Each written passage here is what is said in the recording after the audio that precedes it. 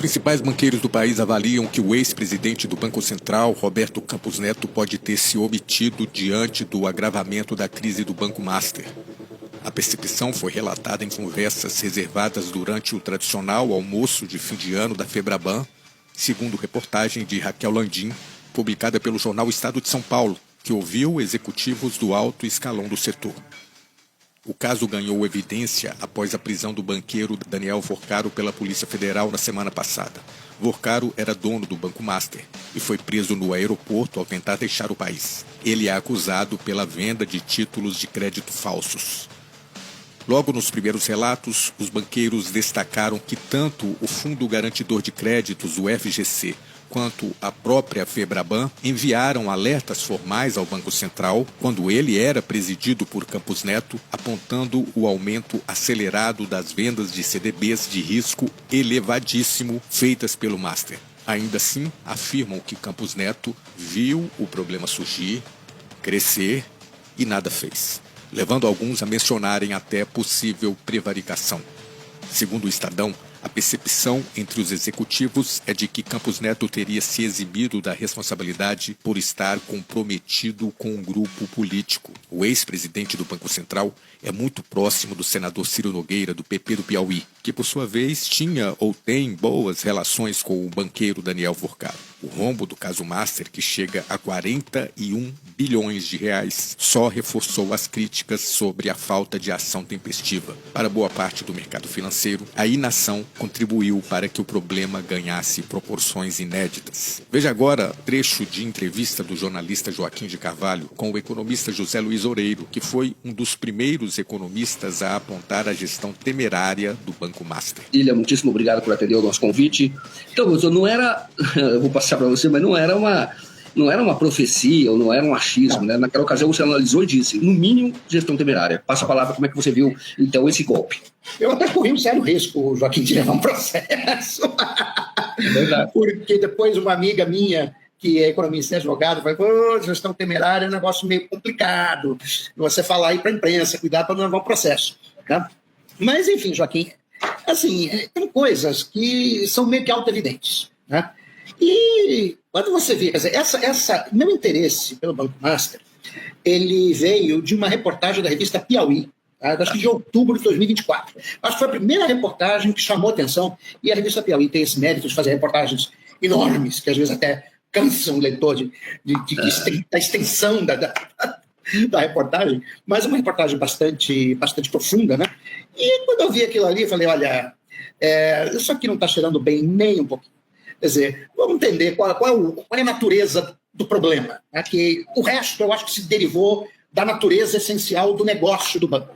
Né? Quer dizer, o Banco Master foi um banco que era praticamente irrelevante até ser comprado pelo Daniel Vorcaro, inclusive ele tinha outro nome, mudou de nome, e assim, em 3 anos, bum, explodiu e virou um banco que começou a chamar a atenção do resto dos bancos, né? E particularmente do Fundo Garantidor de Crédito, pelo seu ritmo de expansão. Né? E qual era o negócio do banco?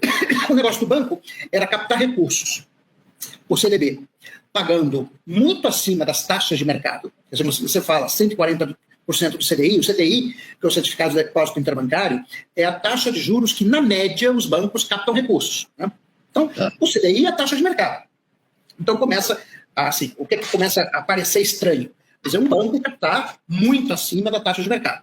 O que a teoria econômica e a experiência histórica mostram é que, via de regra, bancos ou instituições financeiras que estão captando recursos a taxas muito acima da taxa de mercado é porque, das duas uma, ou estão com problemas de liquidez ou estão investindo em ativos muito arriscados. Tá? Então, quando você olhava para o lado do ativo do Banco Master, quer dizer, o que o Banco Master fazia com os recursos? Ele aplicava em precatórios, esses precatórios são dívidas reconhecidas judicialmente, no geral do governo com alguma empresa privada, né, e que, portanto, vão ser pagas, né, só que sabe Deus quando.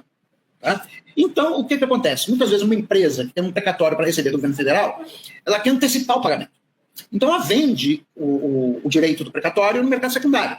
E os bancos compram, todos eles, Itaú, Bradesco, todo mundo compra esse negócio, não tem nada de ilícito nisso. Tá? Está simplesmente antecipando o pagamento, porque a empresa muitas vezes não pode esperar. Tá? Tem tem funcionário para pagar, tem conta para pagar, então ela antecipa aquele recurso. Mas, de qualquer maneira, quer dizer, quando você está aplicando boa parte dos seus recursos em precatórios, você está aplicando um ativo ilíquido, ou seja, um ativo que você não sabe quando o precatório vai ser pago. Pode ser pago amanhã, pode ser pago mês que vem, pode ser pago daqui a um ano, pode ser pago daqui a 2 anos. Então, o precatório tem um problema de liquidez. Além disso, a segunda coisa que o Banco Master fazia era aplicar em empresas em estado semifalimentar. Né? Então, você tem um monte de empresas que estão ali quase na beira da falência, e vem lá o banco, compra a empresa e tenta recuperar. Tem algo de errado intrinsecamente nisso? Não. Quer dizer, você pode conseguir recuperar a empresa, então você comprou a empresa por 10, a empresa se recupera, você vende ela por 100, e aí você teve um lucro fantástico. Então, veja, isso em si não é errado. Tá? O problema é não diversificar o risco. Tá? Quer dizer, qualquer banco, tá? Lógico que o Bradesco, Itaú, etc., eles têm na sua carteira, eles têm ali ativos que são um pouco líquidos, tem ativos que são arriscados, mas isso é uma pequena parte do seu ativo. Né? Porque o grosso do ativo, inclusive a gente vai falar depois, tem títulos da dívida pública que atualmente estão pagando 15% ao ano. E assim, venhamos e convenhamos, com a inflação que o Brasil tem, se você tem um título sem risco e com liquidez que te dá 15% ao ano, você não precisa fazer muito esforço para ganhar dinheiro. Né? Exato.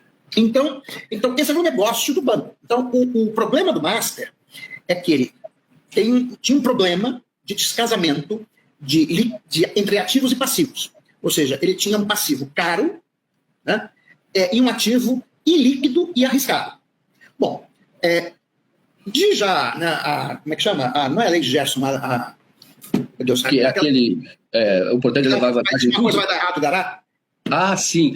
Eu sei, é a lei de Murphy. A lei de Murphy. Bom, a lei de Murphy diz que se uma coisa pode dar errado, dará. Então, ainda mais quando você não tem uma proteção contra eventos desse tipo. Então é evidente que esse tipo de negócio do Master, no período que o Volcker assumiu o banco, que foi durante a pandemia, ligeiramente pós-pandemia, a taxa de juros Selic era muito baixa. Você deve lembrar, até março, abril de 2021 era 2% ao ano. Então havia um apetite de investidores por investimentos que dessem acima da taxa Selic. Exato. Então foi nesse ambiente de juros baixos que o Master colocou o seu negócio. Realmente, quando o teu custo de oportunidade é 2%, né, fazer o estilo de negócio do Master não é muito arriscado, porque você consegue rapidamente, quer dizer, contra 2%, mais ou menos qualquer coisa que seja minimamente inteligente, você consegue ter retorno. Só que a taxa de juros foi subindo. A taxa foi subindo. Na medida que a taxa de juros ela vai subindo, o custo de captação para o Master vai ficando cada vez mais alto. Tá? Então, aí o que acontece?